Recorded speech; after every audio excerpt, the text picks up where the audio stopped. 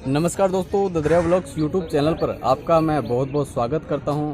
तो दोस्तों, इस वीडियो में हम आपको बताएंगे कि ददरेवा के जो सरपंच है रमेश कुमार कांडा, उन्होंने ददरेवा बस स्टैंड पर यात्रियों और गांव वालों और जो यात्री आते हैं बस स्टैंड पर उनके बैठने के लिए जो सीमेंटेड कुर्सियां बनाई है, देख सकते हैं मेरे पीछे ये सीमेंटेड यहाँ पर कुर्सियाँ लगाई है। उन्होंने बहुत अच्छी जो सुविधा कराई है उसके बारे में हम पूरा वीडियो में दिखाने वाले हैं। यहाँ पर करीबन 50-60 कुर्सियाँ यहाँ पर लगी हुई है। तो दोस्तों, इस वीडियो में हम यही आपको दिखाने वाले हैं। बहुत ही अच्छा और सराहनीय कार्य उन्होंने जो किया है,